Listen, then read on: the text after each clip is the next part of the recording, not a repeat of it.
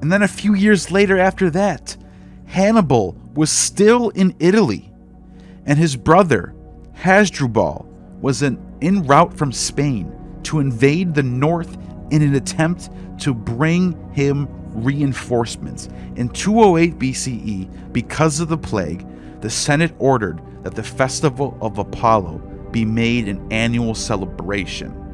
And then, finally, in 207 BCE, Hasdrubal was defeated and killed at the Battle of Mataras before he could reach Hannibal.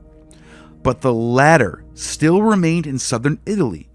In 205, the Romans were considering an invasion of Africa in the hope that this would cause Hannibal to withdraw from Italy.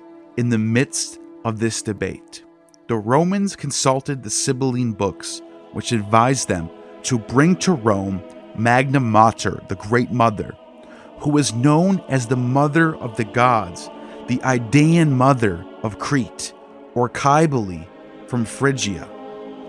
This goddess was worshipped extensively in the area later known as Asia Minor Turkey and throughout the Greek world, one of the most famous goddesses in all the Mediterranean. One of her most important sanctuaries was in Phrygia. Her priests were eunuchs, known as Galli, and her cult was orgiastic, lectisternium, an earlier imported Greek ritual, and new games that were given a Greek title, the Megalesia, all in apparent attempt to present her as Greek rather than an Asiatic deity. There are several variants in the sources, including 3 different versions of her provenance. The antiquarian Varro, writing in the late Republic, derives her from Pergamum. Livy reports that she was brought from Pessinus, and Ovid unequivocally states that the goddess was to be found on Mount Ida, near Troy. Livy reports that a sacred stone was brought from Pessinus, where Ovid seems to imply an anthropomorphic statue. This is the transformation of Roman religion from outside conquering lands. In 186 BCE, the Roman Senate made a decree to suppress the worship of Bacchus. But however, this wouldn't last long, because during the reign of Augustus, the worship of Bacchus was stronger than ever. The era of the Gracchi, and then Marius, and then Sulla. Sulla would go to war with Greece. And during this time, the trading between the Greeks and Romans and the Roman Empire would expand its borders throughout the Mediterranean world and import all of the ways of the Greeks, such as Athens, Eleusinian mysteries, the Oracle of Delphi. All these things were now a part of the Roman Empire.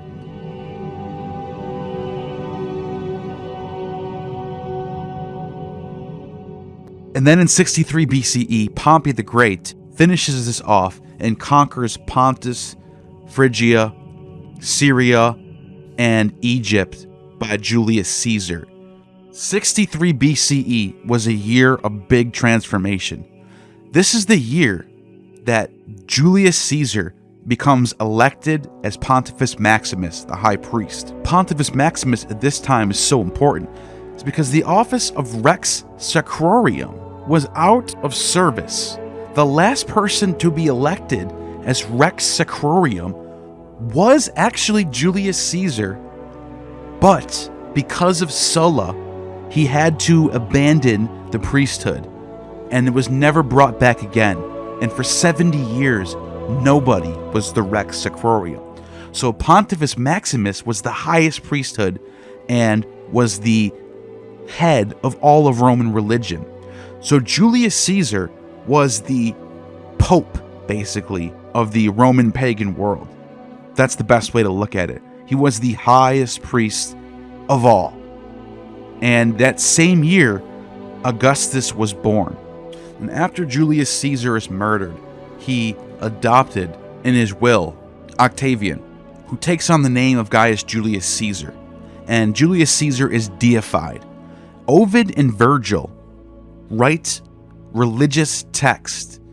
Ovid's Metamorphosis, Virgil's Aeneid, and these Latin texts are taking all of this ancient stories of Orpheus or Medea, the stories of the religions of Cyprus, of Venus, or Adonis in Syria.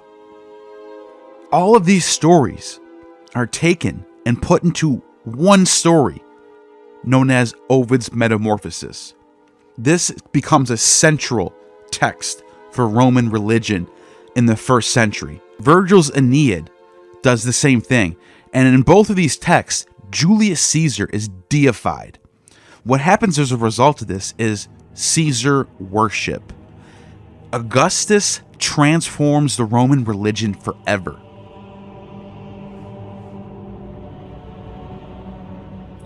Throughout the Roman Empire, towns with status of municipalia, where local citizens had the so-called Latin right, and even full Roman citizenship, shared some of the Roman religious features of the colony. Their principal priesthoods, for example, were named after and modeled on Roman institutions. As I mentioned earlier, the pontifexes, the augurs, the haruspices, and from the 2nd century onwards, Municipia in North Africa also began to build their own capitals. Capitolium was built at just the time that the group of Roman citizens was granted imperial permission to receive legacies. The building of the Capitolium, with its Roman-style cult of the Capitoline Triad, was presumably intended to promote the recognition as an independent community.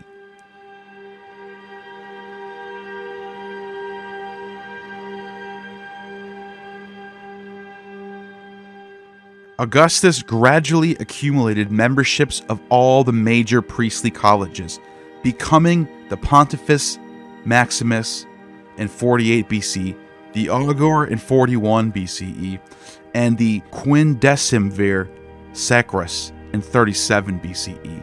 To mark this accumulation of priestly offices, a coin was issued in 16 BCE featuring the symbols of the priesthoods.